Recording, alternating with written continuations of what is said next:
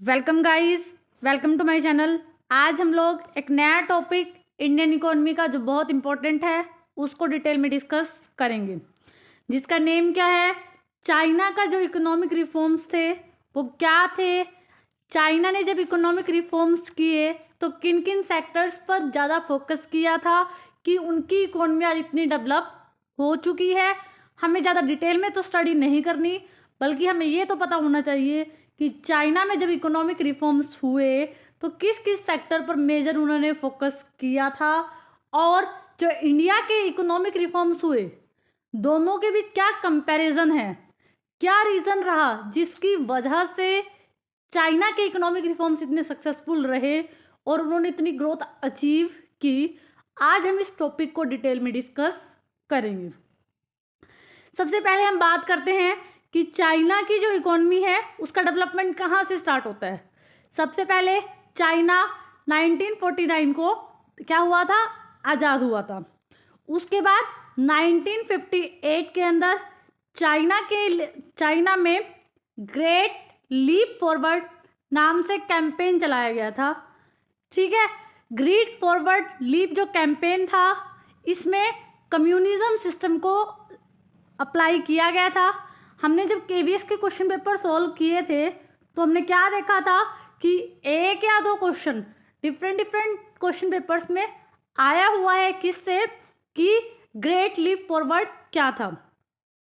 तो क्या था ये ग्रेट लीप फॉरवर्ड जो था, ये चाइना का एक तरह से हम कह सकते हैं ये एक इंडस्ट्रियलाइजेशन। सबसे पहली बात 1958 में इसको चलाया गया था, और ये क्यों चलाया गया था, ताकि इंडस्ट्रियलाइजेशन हो सके, मॉडर्नाइजेशन हो सके, और इसको चाइना की इकोनॉमी का इंडस्ट्रियलाइजेशन करना था, उसका मॉडर्नाइजेशन करना था। इसीलिए इस कैंपेन को चलाया गया था 1958 में। और इसमें हमने क्या फोकस किया था, चाइना ने क्या फोकस किया था कि हम क्या करेंगे, इंडस्ट्री को भी और एग्रीकल्चर दोनों के ही प्रोडक्शन को हम एक साथ किस तरह से इंक्रीज करेंगे। देखो, he called on a people to increase industrial and agriculture output. तो उनका फोकस क्या था कि हमने एग्रीकल्चर का भी और इंडस्ट्री का भी आउटपुट को क्या करना है, इकट्ठे इंक्रीज करना है, मॉडर्नाइजेशन करना है, इंडस्ट्रियलाइजेशन करना है। तो इन्होंने क्या स्ट्रेटेजी अपनाई, तो इन्होंने क्या करा, एग्रीकल्चर को मोर प्रोडक्टिव बनाने के लिए इन्होंने क्या क्रिएट किए, कम्युनिज्म क्रिएट करे। कम्युनिज्म का मतलब होता है कम्युनिटी क्रिएट की। ठीक है, he created communism group of people, मतलब लोगों के एक समूह को कम्युनिज्म बोला इन्होंने। इन्होंने कहा कि एग्रीकल्चर में और इंडस्ट्री में मिलकर काम करेंगे, who live and work together on a common property. इन्होंने क्या स्ट्रेटेजी अपनाई ग्रेट लीप फॉरवर्ड के अंदर, कि हमें एग्रीकल्चर और इंडस्ट्री दोनों का ही इकट्ठा ग्रोथ करना है, मॉडर्नाइजेशन करना है, और ज़्यादा फोकस हमारा इंडस्ट्रियलाइजेशन पर रहेगा। तो इन्होंने इसके अंदर स्ट्रेटेजी अपनाई कि हम कम्युनिज्म सिस्टम को अपनाएंगे। कम्युनिज्म सिस्टम के अंदर लोग मिलकर काम करेंगे, और जिसकी वजह से एग्रीकल्चर का भी और इंडस्ट्री का भी क्या होगा, काफ़ी ग्रोथ होगा। ये वाला टॉपिक इसलिए करना ज़रूरी था क्योंकि एक दो क्वेश्चन इससे आया हुआ है कि ग्रेट लीप फॉरवर्ड क्या था। ये कैंपेन था इंडस्ट्रियलाइजेशन करने के लिए, मॉडर्नाइजेशन करने के लिए, जो 1958 में चलाया गया था। उसके बाद आइए, उसके बाद चाइना में क्या हुआ। चाइना 1966 और 76 की बात है, चाइना के अंदर क्या हुआ, कल्चरल रेवोल्यूशन आया। कल्चरल रेवोल्यूशन में क्या किया गया था, उसमें कहा गया था कि जो स्टूडेंट्स हैं और जो प्रोफेशनल्स हैं उनको विलेज में भेजा गया और कहा गया कि प्रैक्टिकली अपनी नॉलेज का यूज़ करो और वहाँ पर क्या करो, काम करो। तो चाइना का डेवलपमेंट जो है थोड़ा थोड़ा यहाँ से स्टार्ट हो गया था 1958 में। वैसे आप देखोगे जो ग्रेट लीप फॉरवर्ड है वो उतना सक्सेसफुल नहीं रहा था, लेकिन हम कह सकते हैं एक नींव जो है उसने डाल दी थी। उसके बाद इनका जो कल्चरल रेवोल्यूशन था वो भी थोड़ा बहुत सक्सेस रहा था। फिर इसके बाद आप सबको पता है कि 1978 के अंदर क्या हुआ, इनके मेजर रिफॉर्म्स हुए। इनके मेजर रिफॉर्म्स किस किस में हुए, एग्रीकल्चर में इन्होंने रिफॉर्म्स किए, इंडस्ट्री में इन्होंने रिफॉर्म्स किए और इंफ्रास्ट्रक्चर पर इन्होंने काफ़ी फोकस किया। क्योंकि क्वेश्चन ये पूछ सकता है कि जब चाइना ने इकोनॉमिक रिफॉर्म्स किए तो किस सेक्टर पर उन्होंने काफ़ी फोकस किया था, तो हम ये कहेंगे एग्रीकल्चर सेक्टर पे काफ़ी फोकस किया, इंडस्ट्री पे फोकस किया, इंफ्रास्ट्रक्चर पर काफ़ी फोकस किया था। इन्होंने अभी हमने पढ़ा कम्युनिज्म का जो कॉन्सेप्ट है वो अपनाया था। उसके बाद एग्रीकल्चर में ड्यूल प्राइसिंग जो कॉन्सेप्ट है उसको लॉन्च किया गया था और इंफ्रास्ट्रक्चर में काफ़ी ज़्यादा इम्प्रूवमेंट की इन्होंने। इनका मानना था कि अगर हम इंडस्ट्रियलाइजेशन चाहते हैं या मॉडर्नाइजेशन चाहते हैं, जब तक किसी भी कंट्री का इंफ्रास्ट्रक्चर अच्छा नहीं होगा तब तक वो ग्रोथ नहीं कर सकता। और इन्होंने कोशिश की कि किस तरह से ये एफडीआई फॉरेन डायरेक्ट इन्वेस्टमेंट्स को अपने देश में इन्वेस्टमेंट करने के लिए प्रमोट करेंगे। इसके लिए इन्होंने स्पेशल इकोनॉमिक जोन स्टैब्लिश किए। अब हमें समझ तो आ गया कि जो चाइना के इकोनॉमिक रिफॉर्म्स हैं वो क्या थे।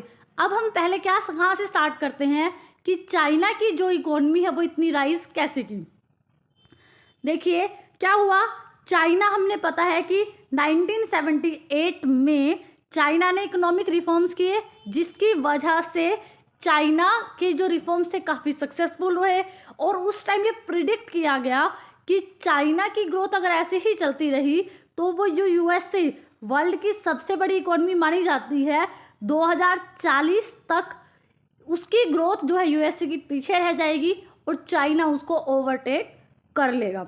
तो इस वजह से जब चाइना में इकोनॉमिक रिफॉर्म्स हुए तो क्या हुआ, इकोनॉमिक रिफॉर्म इसलिए हो पाए क्योंकि चाइना ने क्या किया था, इकोनॉमिक इंटीग्रेशन किया था, डिफरेंट देशों के साथ अच्छे संबंध बनाए थे जिसकी वजह से उसकी जो इकोनॉमी का इन्फ्लुएंस जो है पूरी एशियन कंट्रीज पर काफ़ी ज़्यादा था। अब ये कहा जाता है कि चाइना के जो रिफॉर्म्स है वो सक्सेसफुल हुए और वो क्यों हो पाए, क्योंकि कहा जाता है कि बहुत सारे फैक्टर्स थे जिसकी वजह से उसके रिफॉर्म्स काफ़ी सक्सेसफुल रहे। सबसे पहली बात, चाइना की पॉपुलेशन काफ़ी ज़्यादा है। आपको सबसे पता है कि वर्ल्ड में पहले नंबर पर चाइना की पॉपुलेशन है, वहाँ पर लैंड एरिया बहुत ज़्यादा है, उनके रिसोर्सेज काफ़ी ज़्यादा हैं, या उस कंट्री की रीजनल लोकेशन ऐसी पड़ती है, पॉलिटिकल इन्फ्लुएंस और पावर्स, जिसकी वजह से चाइना के जो रिफॉर्म्स है वो काफ़ी सक्सेसफुल रहे। अब बात ये आती है कि चाइना को रिफॉर्म्स जो हैं क्यों करने पड़े। अब हम थोड़ा पीछे जाते हैं कि चाइना में क्या हुआ। अभी हमने बात की कि 1949 में चाइना आज़ाद हुआ, जिसकी वजह से क्या हुआ, चाइना में जो यूएसएसआर के अंदर जो सिस्टम जो था फॉलो किया जा रहा था वही चाइना ने फॉलो किया, जिसकी वजह से क्या हुआ, चाइना ने अपने आप को जो दूसरी कंट्रीज़ है ना वर्ल्ड की उससे क्या कर लिया, डिसकनेक्ट कर लिया। डिसकनेक्ट का मतलब होता है कि अब जो है जब 1949 में वो आज़ाद हुआ तो उसने यूएसएसआर का जो सिस्टम था उसको अप्लाई किया, जिसकी वजह से जो विदेशों के साथ इंटीग्रेशन होता है ना दूसरी कंट्रीज़ के साथ उसको उसने छोड़ दिया। जब ऐसा हुआ तो जब आप दूसरे देश से कोई संबंध ही नहीं रखोगे तो वो आपके डेवलपमेंट में कैसे प्रमोशन देगा।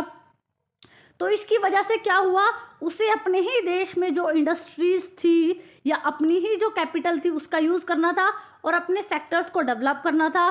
क्योंकि जब आप विदेशों के साथ किसी तरह का कनेक्शन ही नहीं रखते तो ऐसे में क्या था कि कहीं ना कहीं वो इम्पोर्ट्स भी नहीं कर सकता था चाइना, और ना ही उसके पास इतना फॉरेन एक्सचेंज था क्योंकि उसने वर्ल्ड के साथ अपने आप को डिसकनेक्ट कर लिया था। ठीक है, उसके बाद क्या होता है, तो चाइना के अंदर जो है उसको क्या करना था, अब उसके पास एक ही ऑप्शन था कि उसके पास जो भी अपने चाइनीज़ रिसोर्सेज थे उनका वो यूज़ करे और इंडस्ट्रियल इकोनॉमी जो है उसको प्रमोट करे। ठीक है, और एम्प्लॉयमेंट और वेलफेयर, अब उसको क्या था कि अपनी ही कंट्री में जो रिसोर्सेज हैं उनका वो यूज़ कर सकता था और जितने भी लोगों को एम्प्लॉयमेंट दे सकता था वो दे सकता था। लेकिन क्या हुआ, चाइना की इकोनॉमी ग्रो तो करने लगी इस तरह से कि अपनी ही रिसोर्सेज का यूज़ करना, अपनी ही कंट्री में इंडस्ट्रियलाइजेशन को प्रमोट करना।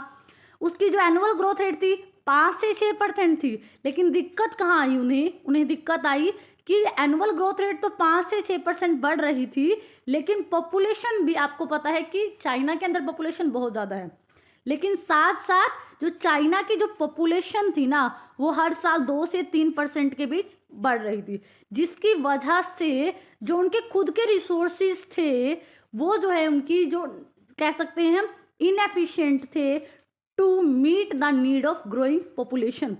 ठीक है, अब क्या हुआ, अब इस वजह से जब उन्हें ये प्रॉब्लम फेस हुई ना कि कहीं ना कहीं हम आज भी उतनी ग्रोथ नहीं कर रहे, हमारी पॉपुलेशन ज़्यादा बढ़ रही है और हमारी ग्रोथ उतनी नहीं हो पा रही, तो उसके बाद क्या किया, उन्होंने सोचा कि हम क्या अप्लाई करते हैं।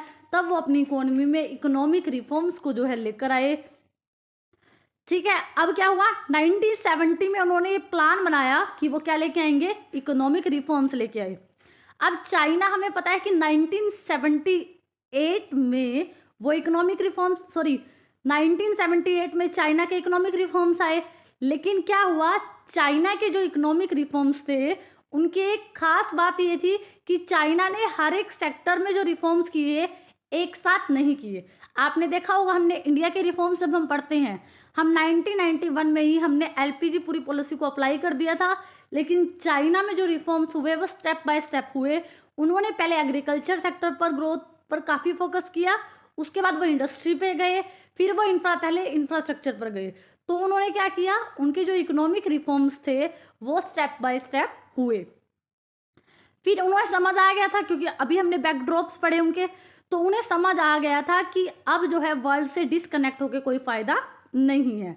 तो उन्होंने क्या किया, चाइनीज़ लीडरशिप ने जो प्लान बनाया, डिसीजन बनाया 1970 में कि अब जो है वो इकोनॉमिक आइसोलेशन को ख़त्म करेंगे। इकोनॉमिक आइसोलेशन की हम अपना डेवलपमेंट खुद ही कर लेंगे, ये जो कॉन्सेप्ट है ये बिल्कुल गलत है। तो चाइना ने क्या किया, सबसे पहले क्या किया, इस्टेब्लिश किया रिलेशनशिप किसके साथ, यूनाइटेड स्टेट अमेरिका के साथ 1972 में उन्होंने इस्टेब्लिश किए रिलेशनशिप। और जिसके बाद उन्होंने मॉडर्नाइजेशन किया। जो इकोनॉमिक रिफॉर्म्स है जो हम पढ़ते हैं, कहाँ कहाँ किया इन्होंने, एग्रीकल्चर में किया, और उसके बाद इंडस्ट्री सेक्टर में किया, साइंस एंड टेक्नोलॉजी इंफ्रास्ट्रक्चर में किया। ठीक है, उसके बाद उसके रिफॉर्म्स कैसे चले, फिर जो है चाइना ने पहले एग्रीकल्चर सेक्टर में रिफॉर्म्स किए, फिर इंडस्ट्रीज को देखा, टेक्नोलॉजी और इंफ्रास्ट्रक्चर को देखा। फिर सबसे पहले हमने कहा ना कि चाइना में एग्रीकल्चर सेक्टर में रिफॉर्म्स हुए, फिर उसके बाद चाइनीज इकोनॉमी ने क्या किया, ओपन डोर पॉलिसी अपनाई। चाइना के जो लीडर थे उन्होंने रिफॉर्म्स को कंटिन्यू रखने के लिए और बढ़ाने के लिए ओपन डोर पॉलिसी को अपनाया। ओपन डोर पॉलिसी होती है कि उन्होंने अपने देश को खोला कि दूसरे देश के लोग आए, हमारे देश में एफडीआई करे, फॉरेन डायरेक्ट इन्वेस्टमेंट करे, क्योंकि उन्हें ये समझ आ गया था कि जब दूसरे देश के लोग आएंगे, हमारे देश में इन्वेस्टमेंट करेंगे, तो इसकी वजह से क्या होगा, हमारे यहाँ पर जो प्रोडक्टिविटी है ना वो बहुत ज़्यादा बढ़ जाएगी। अब उन्हें ये बात समझ आ गई थी। ठीक है, तो चाइना ने क्या किया, ओपन डोर पॉलिसी से दूसरे देशों के लिए अपनी इकोनॉमी को खोल दिया। अभी हमने किया कि चाइना ने क्या किया, चाइना ने अब जो है मार्केट इकोनॉमी को फॉलो किया। अब उन्होंने जो है मार्केट मैकेनिज्म को अपनाना शुरू किया। और अब मैंने आपको बताया कि उन्होंने रिफॉर्म्स इकट्ठा कभी नहीं किए, उन्होंने इकोनॉमिक्स में जो रिफॉर्म्स अपनी इकोनॉमी में जो है स्टेप बाय स्टेप किए। सबसे पहले उन्होंने प्राइवेटाइजेशन किया एग्रीकल्चर सेक्टर का। अब हमने बात क्या की, 1978 में उनके रिफॉर्म्स शुरू हुए, तो सबसे पहले उन्होंने एग्रीकल्चर सेक्टर में 1982 में क्या किया, प्राइवेटाइजेशन किया उसका। उसके बाद क्या होता है, फिर वो अपनी इंडस्ट्रीज़ को प्राइवेटाइज करते हैं। कब करते हैं, 1998 में उन्होंने इंडस्ट्रीज़ को प्राइवेटाइज किया।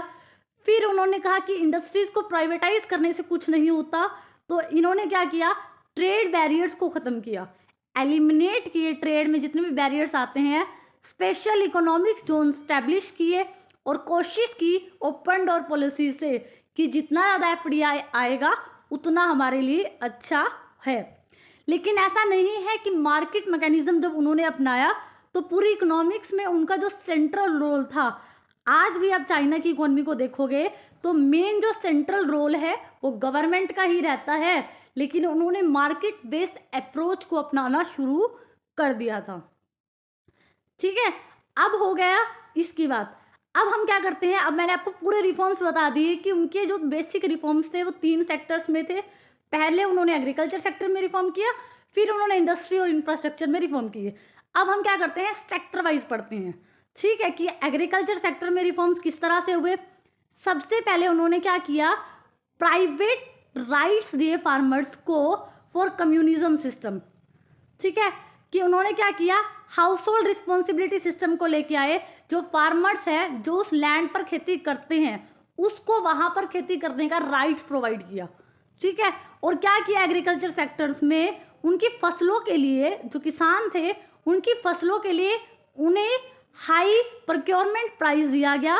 प्रोक्योरमेंट प्राइस हाई का मतलब होता है कि उनको फसलों की ज़्यादा से ज़्यादा कीमत दी जाने लगी, जिसकी वजह से जब क्या होगा, जब आपको फसलों की ज़्यादा से ज़्यादा कीमत दी जाती है तो आप ज़्यादा प्रोडक्शन करते हो ना। मान लो हर इंडिया की गवर्नमेंट भी अगर जो गेहूं चावल वगैरह की जो फसलें होती हैं इनको ज़्यादा प्राइस देगी, इनको हाई प्रोक्योरमेंट प्राइस मिलेगा, तो क्या होगा, इन फ्यूचर में जो लोग हैं वो इनको ज़्यादा प्रोड्यूस करेंगे ना। तो ऐसा करने से एग्रीकल्चर सेक्टर का क्या हुआ, ग्रोथ हुआ। तो क्या ग्रोथ रही, पहले जो एग्रीकल्चर सेक्टर्स में रिफॉर्म्स को नहीं अपनाया गया था, उस टाइम एग्रीकल्चर सेक्टर की जो ग्रोथ रेट थी 2.7% थी, जो कि बढ़कर 7.1 से 8% के बीच रही। तो एग्रीकल्चर सेक्टर में ये उनके बेसिक रिफॉर्म्स थे। उसके बाद क्या हुआ, जब क्या हुआ, हाउस होल्ड सेक्टर्स को अपनी क्रॉप्स का ज़्यादा वैल्यू मिलने लगा, तो वो भी क्या करने लगे, ज़्यादा एफिशिएंटली जो है वो काम करने लगे। और चाइना इकोनॉमी की एक और बात थी, तो उन्होंने जब रिफॉर्म स्टार्ट किए तो उनका जो पहला फोकस था वो इस बात पर था कि हम क्या करेंगे, पहले एग्रीकल्चर सेक्टर में रिफॉर्म लेके आते हैं, क्योंकि ज़्यादा पॉपुलेशन एग्रीकल्चर सेक्टर पर डिपेंड होती है। तो पहले वो एग्रीकल्चर सेक्टर में रिफॉर्म लेके आए। तो उन्होंने क्या कहा कि जब एग्रीकल्चर सेक्टर में इनकम काफ़ी ज़्यादा हो जाएगी, उस इनकम को इन्वेस्ट किया जाएगा, या फिर एग्रीकल्चर सेक्टर अपने आप ही क्या करेगा, इंडस्ट्री प्रोडक्ट्स की डिमांड कल को करेगा। तो उनका पहला फोकस तो एग्रीकल्चर सेक्टर्स में रिफॉर्म का था, क्योंकि उन्हें पता था कि ज़्यादा पॉपुलेशन आज भी एम्प्लॉयमेंट के लिए एग्रीकल्चर सेक्टर पर ही क्या है, निर्भर है। और ये कहा गया कि जो फार्म्स हैं उनके ओनर क्या कर सकते हैं, गवर्नमेंट ने टैक्स डिसाइड कर दिया लैंड वगैरह पे या उनके प्रोडक्शन पर कि वो टैक्स दे दो, उसके बाद आप क्या कर सकते हो, सारा का सारा प्रॉफिट जो है ओनर्स रख सकते थे। तो इससे क्या हुआ, उनको और भी ज़्यादा काम करने की प्रेरणा मिली। तो इन्होंने एग्रीकल्चर सेक्टर में ये रिफॉर्म्स की। फिर क्या हुआ, एग्रीकल्चर सेक्टर में डबल प्राइसिंग पॉलिसी को अपनाया गया। डबल प्राइसिंग का मतलब है कि agriculture and private sector had to buy and sell, जो भी आप प्रोडक्ट बनाओगे ना एग्रीकल्चर सेक्टर में, उसको आप दो प्राइजेस पर बेच सकते हो। दो प्राइजेस कैसे, कि गवर्नमेंट ने एक सर्टेन क्वांटिटी फिक्स कर दी, जैसे कि गवर्नमेंट का प्राइस कुछ और है और मार्केट का प्राइस कुछ और है। मान लो किसी कमोडिटी का गवर्नमेंट ने जो प्राइस डिसाइड किया है वो 500 रुपये है, और जो मार्केट में प्राइस चल रहा है डिमांड एंड सप्लाई की वजह से वो प्राइस है 800। अब यहाँ की गवर्नमेंट ने क्या कहा डबल प्राइसिंग के अंदर, कि आपको एक फिक्स क्वांटिटी, मान लो कोई भी क्वांटिटी फिक्स कर दी किसी भी प्रोडक्ट की, कि वो फिक्स क्वांटिटी तो आपको इस प्राइस पर हमें बेचनी पड़ेगी। उसके बाद अगर आपके पास प्रोडक्शन बच जाता है तो आप मार्केट में जो भी प्राइस चल रहा है उस पर बेच सकते हैं। तो इससे क्या हुआ, उनको बहुत ज़्यादा फायदा हुआ और उन्होंने ज़्यादा से ज़्यादा जो है कोशिश की काम करने की। तो इसकी वजह से अभी हमने देखा था ना फर्स्ट पेज पर कि जो उनके इकोनॉमिक रिफॉर्म्स थे उसमें डबल प्राइसिंग का जो कॉन्सेप्ट था वो काफ़ी फोकस किया गया। ये तो हो गए एग्रीकल्चर सेक्टर में रिफॉर्म्स। अब इसकी बात आती है कि नॉन एग्रीकल्चर जो सेक्टर्स थे उनमें भी रिफॉर्म्स किए गए। क्या हुआ, एग्रीकल्चर सेक्टर को छोड़कर जो इंडस्ट्रियल सेक्टर था उसमें इन्होंने एंटरप्राइज, जो छोटे उद्यम थे, उसको काफ़ी जो है हम कह सकते हैं काफ़ी इंपॉर्टेंस दी। ठीक है, इन्होंने क्या किया, इन्होंने कहा कि बहुत प्रोडक्शन करने में इंक्रीज करने के लिए, प्रोडक्शन को इंक्रीज करने के लिए, अब आपको पता है इंडस्ट्री सेक्टर में तो सबसे पहले इन्होंने कोशिश ये की कि हम क्या करेंगे, टीवीएस का ही कॉन्सेप्ट लेके आए। टीवीएस का कॉन्सेप्ट क्या होता है, town village town village enterprises के नाम से एक कॉन्सेप्ट लेके आए। ठीक है, टाउन एंड विलेज एंटरप्राइज, ये TVES के नाम से कौन सा इंडस्ट्री सेक्टर को प्रमोट करने के लिए ये क्या कॉन्सेप्ट लेके आए, चाइना ने अपनी कंट्री के अंदर TVES कॉन्सेप्ट को चालू किया। TVS क्या था, town and village enterprise. Town and village enterprise क्या है कि जो गाँव में, जो शहरों में छोटे छोटे उद्यमी होते हैं ना, वो बहुत ज़्यादा छोटे छोटे उद्योग लगा सकते हैं, और इससे क्या होगा, एक तरफ तो उन लोगों को क्या हो जाएगा, एक तरफ क्या होगा, वो सभी लोग क्या करेंगे, GDP की ग्रोथ में कंट्रीब्यूशन देंगे, और दूसरी तरफ क्या होगा, रूरल एक तरफ इंडस्ट्रियलाइजेशन हो रहा है और दूसरी तरफ जनता को क्या मिल रहा है, काम भी मिल रहा है। तो आपने देखा है आज भी आप चाइना चले जाओ, वहाँ छोटे छोटे बच्चे भी, छोटे छोटे बहुत से प्रोडक्ट्स ऐसे हैं इलेक्ट्रिकल या अलग अलग तरह के, वो आज भी अपने आप से बना लेते हैं। तो इन्होंने इंडस्ट्री सेक्टर के अंदर, जो कंट्री के अंदर डेवलपमेंट करने के लिए TVES कॉन्सेप्ट को अपनाया कि town village enterprise, town village के अंदर बहुत से छोटे छोटे उद्यम्स को प्रमोट किया। तो इन्होंने सोचा कि एक तरफ तो लोगों को एम्प्लॉयमेंट मिल जाएगा, दूसरी तरफ इंडस्ट्रियलाइजेशन भी हो जाएगा। और ये कहा गया कि जो टाउन और विलेज में अलग अलग जो उद्यम है वो एक दूसरे से क्या कर सकते हैं, compete कर सकते हैं। गवर्नमेंट ने टैक्स में रिलैक्सेशन देना शुरू किया, स्पेशल इकोनॉमिक्स जोन जो है एस्टेब्लिश हुए। गवर्नमेंट ने, अभी हमने देखा था, थर्ड पॉइंट था उनका इंडस्ट्री के बाद इंफ्रास्ट्रक्चर, बहुत ज़्यादा लार्ज स्केल पर इंफ्रास्ट्रक्चर में इन्वेस्टमेंट की गई, रोड्स बनाए गए, ब्रिजेस बनाए गए, इलेक्ट्रिसिटी की सप्लाई की गई, हेल्थ सर्विसेज पर काफ़ी फोकस किया गया। अब हमने देखा कि ये छोटे छोटे, जब छोटे छोटे उद्यमों पर काफ़ी फोकस किया जाएगा, तो ये कहा कि इससे सिर्फ ना केवल उस इकोनॉमी में जॉब की प्रॉब्लम सॉल्व हुई, बट इंडस्ट्रियल सेक्टर का जो वो इंडस्ट्रियलाइजेशन करना चाहते थे उसमें भी जो है बहुत बड़ा मैसिव रोल जो है वो चाइनीज इकोनॉमी ने किया।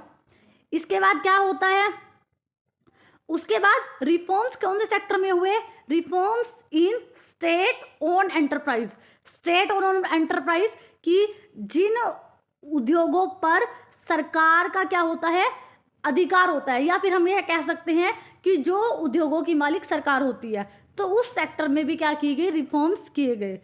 अब जो है, मान लो सरकार की कंपनी होती है, एक प्राइवेट कंपनी होती है, कोई प्रोडक्ट है जो सरकारी कंपनी भी बना रही है और प्राइवेट कंपनी भी बना रही है, तो इन्होंने क्या कहा, स्टेट ओन एंटरप्राइज में सबसे पहला रिफॉर्म्स ये किया इन्होंने कहा अब पब्लिक सेक्टर भी वो प्रोडक्ट प्रोड्यूस कर सकता है जो कि प्राइवेट सेक्टर भी वो प्रोडक्ट प्रोड्यूस कर सकता है जो पब्लिक सेक्टर का एंटरप्राइज प्रोड्यूस कर रहा है, और दोनों क्या कर सकते हैं, आपस में compete कर सकते हैं, कंपटीशन कर सकते हैं।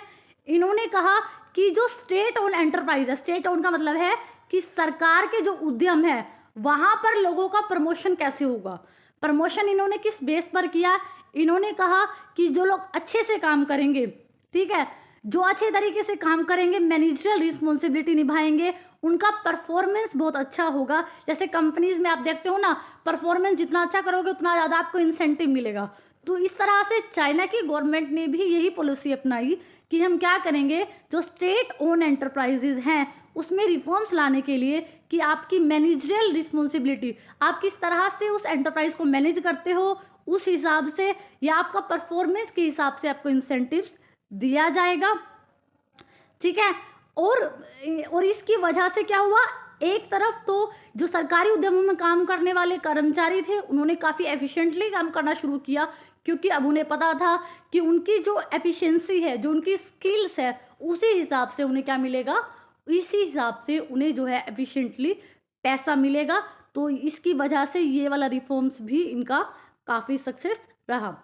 उसके बाद अगर हम बात करें इंडस्ट्रियल ग्रोथ रेट, अभी हमने देखा ना कि इंडस्ट्रियल सेक्टर में इन्होंने काफ़ी रिफॉर्म्स किए, तो इसकी वजह से इनके इंडस्ट्रियल सेक्टर को बहुत फ़ायदा भी हुआ।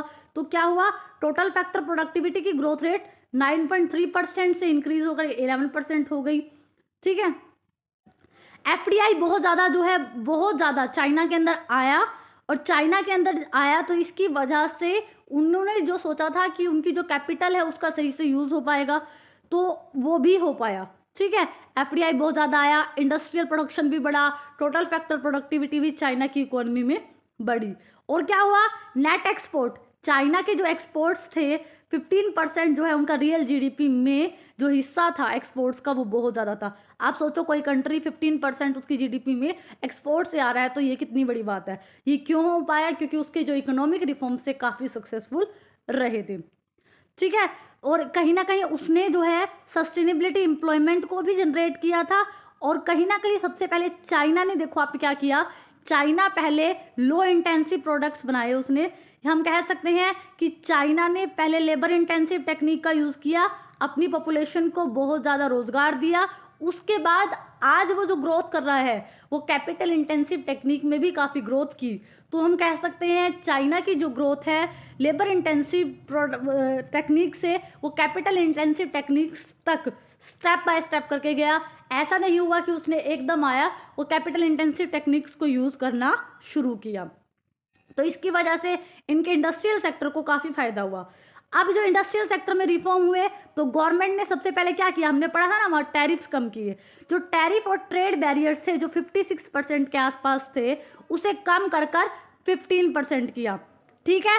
चाइना ने वर्ल्ड ट्रेड ऑर्गेनाइजेशन का भी चाइना मेंबर बना और जिसकी वजह से उसको बहुत फ़ायदा हुआ।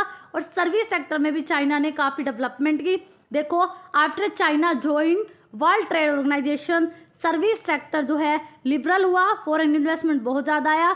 बैंकिंग रिस्ट्रिक्शन जो है हर तरह से उसने कम करनी शुरू की। बैंकिंग फाइनेंशियल सर्विसेज भी उनकी बढ़ी। टेलीकम्युनिकेशन में भी उन्हें बहुत फ़ायदा हुआ फॉरेन इन्वेस्टमेंट आने से।